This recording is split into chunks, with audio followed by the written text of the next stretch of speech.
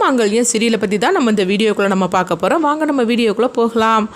திரு பார்த்தோம்னா மகாவுக்காக வெயிட் பண்ணிட்டு இருக்கவும் கவிதா இவன் எதுக்காக வெயிட் பண்ணிட்டு இருக்கிறான் அப்படின்னு சொல்லிட்டு அவங்களும் ஃபாலோ பண்ணிட்டு இருக்கிறாங்க.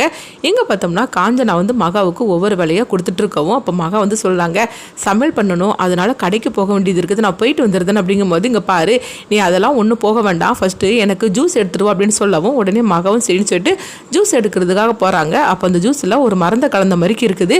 அந்த ஜூஸை கொண்டு காஞ்சனா கிட்ட கொடுக்குற மாதிரிக்கு இருக்கிறாங்க. அப்போ தான் காஞ்சனா இதை கனவு கண்டுற மாதிரிக்கு இருக்குது. அதாவது அவங்க மகா ஜூஸில் ஏதோ மறந்து கலந்து நம்மளுக்கு தந்துருவாள் அப்படின்னு சொல்லிட்டு அவங்க கனவு கண்டிருக்காங்க. இதனால அவங்க காஞ்சனா மகா கிட்ட சொல்லிட்டு இருக்கிறாங்க, அங்கே பாரு, இந்த ஜூஸில் ஏதாவது மறந்து கலந்து கொண்டு வந்துருக்கிறியான்னு சொல்லி கேட்கும்போது, ஐயோ நான் அப்படிலாம் ஒன்றும் கலக்கலங்க அப்படின்னு சொல்லிட்டு இருக்கும்போது, இல்லை ஒன்னெல்லாம் நம்பவே முடியாதுன்னு சொல்லிட்டு இருக்கவும் அப்போ திரு இவ்வளோ நேரம் வெயிட் பண்ணிட்டே இருக்கிறாங்க மகாவுக்கு. இவ்வளோ நேரம் நம்ம வெயிட் பண்ணியாச்சு, இன்னும் இந்த மகா வரலன்னு சொல்லிட்டு அங்கேருந்து கிளம்பவும் உடனே திரு வீட்டுக்கு வந்துட்டு இருக்கிறாங்க. அப்போ இங்கே காஞ்சனா பார்த்தோம்னா அவங்க மகா கிட்ட சொல்லிட்டு இருக்கிறாங்க, அங்கே பாரு, இந்த ஜூஸில் நீ எதையோ கலந்துருப்பேன்னு சொல்லி எனக்கு சந்தேகமா இருக்குது, அதனால இதை நீயே குடிச்சிரு அப்படின்னு சொல்லும் போது, என்னங்க பேசிட்டு இருக்கிறீங்க, நான் அப்படியெல்லாம் எதுவும் கலக்கல, நீங்க குடிங்க அப்படிங்கும் போது, இல்ல ஒன்னெல்லாம் ரொம்பலாம் நம்ப முடியாது, அதனால இந்த ஜூஸை இப்பவுமே என் கண் முன்னாடி நீ குடிக்கிற அப்படின்னு சொல்லவும் உடனே மகவும் சரின்னு சொல்லிட்டு அந்த ஜூஸை அவங்க குடிச்சிட்டு இருக்கிறாங்க. அப்போ கரெக்டாக அங்கே திரு வந்துருந்தாங்க. வந்ததுமே அப்போ அவங்க ஜூஸ் குடிச்சிட்டு இருக்கிறத அவங்க பார்த்துட்டு இருக்கிறாங்க. இவளுக்காக நம்ம அங்கே வெயிட் பண்ணிட்டு இருக்கிறோம், இவன் என்னன்னா ஜூஸ் குடிச்சிட்டு இருக்காள் அப்படின்னு சொல்லிட்டு திரு மகா மேல கோவத்தோட அவங்க வீட்டுக்குள்ள வரவும் அப்போ அங்கே காஞ்சனா இருக்கிறத திரு பார்த்துருந்தாங்க. அத்தை நீங்கள் எப்போ வந்தீங்கன்னு சொல்லி கேட்டுட்டு இருக்கும்போது, நான் கொஞ்சம் முன்னாடி வந்தேன், திரு நீ எங்கே போயிட்டு வந்து அப்படிங்கும்போது, நான் வெளியே போயிட்டு வந்தேன் அப்படின்னு சொல்லவும், இப்போ உனக்கு பரவாயில்லையே அப்படின்னு காஞ்சனா கேட்கும்போது, எனக்கு பரவாயில்லத்தை அப்படிங்கிறாங்க. அப்போ திரு மகாவை பார்த்து மறைச்சிக்கிட்டே இருக்கவும் அப்போ காஞ்சனா சரிப்பா நான் கிளம்புறேன் அப்படின்னு சொல்லிட்டு காஞ்சனா அங்கேருந்து கிளம்பி போகிறாங்க. போனதுக்கப்புறமா திரு மகா கிட்டே கேட்குறாங்க, ஆமாம் உன்னை நாங்கள் பார்க்குக்கு வர சொன்னேன்னே, நீ ஏன் வரல அப்படிங்கும்போது, எங்கே பாருங்கள் நாங்கள் வரதுக்காக தான் கிளம்புனேன், ஆனால் காஞ்சனம்மா அதுக்கெல்லாம் வந்துருவாங்கன்னு சொல்லி நான் எதிர்பார்க்கவே இல்லை, அவங்க ஒவ்வொரு வேலையும் சொல்லிட்டு இருந்தாங்க, அந்த வேலையெல்லாம் செஞ்சுட்டு இருந்த அப்படிங்கவும், ஆமாம் நீ எப்படி இந்த வீட்டுக்குள்ளே வந்தா வா அப்படின்னு சொல்லிட்டு அவங்க தனியாக அழைச்சிட்டு போகிறாங்க மொட்டை மாடிக்கு. அப்போ அவங்க மகா பயந்துக்கிட்டே போகிறாங்க. ஐயோ இப்போ என்ன நடக்க போதே தெரியலையே, அவர் எப்படிலாம் திட்ட போகிறாரு தெரியுன்னு சொல்லிட்டு இருக்கும்போது இங்கே பார்த்தோம்னா கவிதாவை தான் கட்டுறாங்க. திரு எதுக்காக அங்கே வந்தான், யாருக்காக வெயிட் பண்ணுனா, ஆனால் கடைசி வரைக்கும் அவன் யாரையுமே பார்க்கவே இல்லை. உண்மையிலேயே அவன் யாரையாவது பார்க்க வந்திருப்பானா, அப்படி இல்லைன்னா நம்ம தான் அவனை சந்தேகப்பட்டு வந்தோமா, ஒன்றும் புரியலையே அப்படின்னு சொல்லிக்கிட்டு கவிதா அப்படியே பதட்டத்தோடையே போயிட்டு இருக்கிறாங்க. அப்போ இங்கே திரு அங்கே மொட்டை மாடியில் நிற்கவும் மகா அங்கே வந்துருந்தாங்க. வந்ததுமே திரு பயங்கரமாக மகாவை போட்டு திட்ட ஆரம்பிச்சிருந்தாங்க. நீ எவ்வளோ தைரியம் இருந்தால் என் வீட்டுக்கே நீ வந்திருப்ப அப்படின்னு சொல்லும் போது, இங்கே பாருங்கள் நான் ஃபஸ்ட்டு உங்கள் வீடுன்னு தெரியாமல் தான் வந்தேன், அதுக்கப்புறம் தான் எனக்கு தெரிஞ்சுது, ஆனால் அப்போ தெரிஞ்சதில்ல, அப்புறமா எதுக்காக நீ இந்த வீட்டில் இருந்த, உடனே நீங்கள் கிளம்பி இருக்க வேண்டியது என்ன அப்படின்னு சொல்லும் போது, இங்கே பாருங்கள் நானும் கிளம்புறதுக்காக தான் இருந்தேன், ஃபஸ்ட்டு நான் கிளம்பும் போது தாத்தாவுக்கு உடம்பு சரியில்லாமல் ஆகிப்போச்சுது, அடுத்ததாக கிளம்பும் போது அம்பிகாமா என்னை பார்த்துட்டாங்க, அடுத்ததும் கிளம்பி போனேன், அப்போ தான் திவ்யா அக்கா திரும்பவும் என்னை இந்த வீட்டுக்கு அழைச்சிட்டு வந்துட்டாங்க. இப்படி ஒவ்வொரு தடவையும் நான் அந்த வீட்டை விட்டு போகும்போது ஏதாவது ஒரு சந்தர்ப்ப சூழ்நிலை திரும்பவும் அந்த வீட்டுக்குள்ளே வர மாதிரி கைப்போச்சுது அப்படிங்கவும், சரி இப்போ தான் எதுவும் இல்லை நீங்கள் இருந்து கிளம்பிப்போ அப்படின்னு சொல்லவும், இங்கே பாரு உன் கழுத்தில் நான் தாலி கட்டினதுக்காக நீ உரிமை கொண்டாடிட்டுலாம் இருக்க முடியாது அப்படிங்கவும், ஐயோ அதை நான் எப்போவுமே நான் நினச்சது கிடையாதுங்க அப்படிங்கவும், உன்னை காப்பாற்றுறதுக்காக தான் உன் கழுத்தில் தாலி கட்டினே தவிர ஒரு நாளும் நான் ஒன்று என்னுடைய மனைவின்னு நினச்சதே கிடையாது, அதே மாதிரிக்கு தான் என்னையும் நீ உன் புருஷெல்லாம் நினைக்கவே கூடாது அப்படின்னு சொல்லவும், திவ்யா என்னை எந்த அளவுக்கு விரும்புறான்னு தெரியுங்களா, அதே அளவுக்கு திவ்யா உன் எந்த அளவுக்கு நம்பிக்கை வச்சிருக்கான்னு தெரியுங்களா, அதனால நீ அதெல்லாம் புரிஞ்சுக்கிட்டு நீங்க இருந்து கிளம்பி போயிடணும் அப்படிங்கவும்,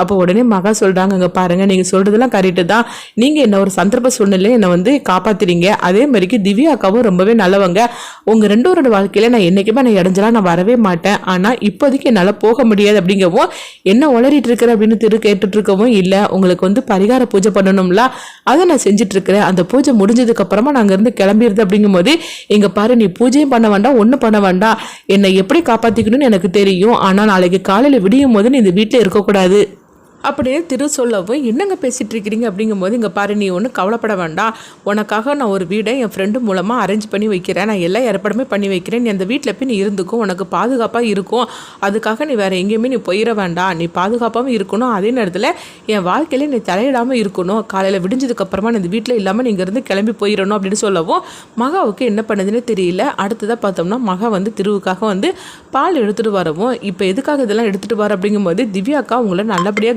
கவனிச்சுக்க சொல்லியிருக்கிறாங்க, அதனால தான் எடுத்துகிட்டு வந்து அப்படிங்கவோ, சரி சரி அதை அங்கே கொண்டு வை அப்படிங்கும்போது, இல்லை இல்லை என் முன்னாடியே நீங்கள் வந்து இதை குடிச்சிட்டு எனக்கு கொடுங்க, இல்லைன்னா நீங்கள் குடிக்க மாட்டீங்க அப்படிங்கவோ, என்ன இது நாள் வரைக்கும் நீ சொல்லி தான் குடிச்சிட்டு இருந்தானே என்ன அப்படிங்கும்போது, இங்கே பாருங்கள் நீங்கள் இந்த பாலை குடிச்சிட்டு டம்ளரை கொடுங்க, திவ்யாக்கா உங்களை நல்லபடியாக கவனிச்சுக்க சொல்லியிருக்கிறாங்க அப்படிங்கவும், உடனே வந்து இவ தொல்லை தாங்க முடியலப்பா அப்படின்னு சொல்லிட்டு திருவும் வந்து இந்த பால் எடுத்து குடிக்கிறாங்க. இங்கே பாரு, நான் சொன்னதெல்லாம் உனக்கு ஞாபகத்தில் இருக்கலாம், காலையில் விடிஞ்சதுக்கப்புறமா அங்கேருந்து கிளம்பி போயிடணும், ஒரு நிமிஷம் கூட நீங்கள் இருக்கக்கூடாது அப்படிங்கும்போது, நான் தான் இருக்க மாட்டேன்னு சொல்லிட்டோம்ல அப்படிங்கவும், இப்போ கவிதா அங்கேருந்து வந்துருந்தாங்க.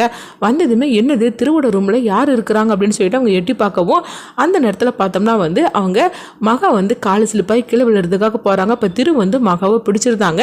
பிடிக்கவும் கரெக்டாக வந்து ஒருத்தருக்கு ஒருத்தர் பார்த்துக்கிட்டு இருக்கும்போது அந்த நேரத்தில் கவிதா ரூமுக்குள்ளே வராங்க. வந்ததுமே இவங்க இப்படி நிற்கிறத பார்த்து அவங்க அதிர்ச்சடைகிறாங்க. என்னது இங்கே என்ன நடந்துக்கிட்டு இருக்குது? அன்னைக்கு என்னென்னா திருநெத்தியில் குங்குமத்தை வச்சா, இன்னைக்கு என்னென்னா ரெண்டு பேரும் இப்படி நின்றுட்டு இருக்கிறாங்க, இங்கே என்ன தான் நடக்குன்னு தெரியலன்னு சொல்லிட்டு இருக்கும்போது உடனே வந்து மகா அப்படின்னு சொல்லி கூப்பிடவும், உடனே வந்து பார்த்தோம்னா திருவும் மகாவும் ஒருத்தருக்கு ஒருத்தர் அப்படியே வந்து எந்திரிச்சு நிற்கிறாங்க. அப்போ திரு வந்து சொல்கிறாங்க, அத்தை அவள் கீழே விழுறதுக்காக போனால் அதனால தான் அவளை பிடிச்சி அப்படின்னு சொல்லவும், உனக்கு இங்கே என்ன வேலை அப்படின்னு சொல்லிக்கிட்டு மகா கிட்ட கேட்கும்போது, அவருக்காக நான் பால் எடுத்துகிட்டு வந்தேன், அதான் அதை கொடுத்துட்டு போனேன் அப்படின்னு சொல்லும்போது, கொடுத்தாச்சுல அங்கேருந்து கிளம்பு அப்படின்னு சொல்லிக்கிட்டு மகாவை போட்டு திட்டவும், உடனே மகாவும் சரின்னு சொல்லிட்டு அங்கேருந்து கிளம்பி போகிறாங்க. அப்போ திரு வந்து மகா கிட்ட அப்படியே கஞ்சாடையாக காட்டுறாங்க காலையில் இங்கேருந்து கிளம்பி போகணும்னு.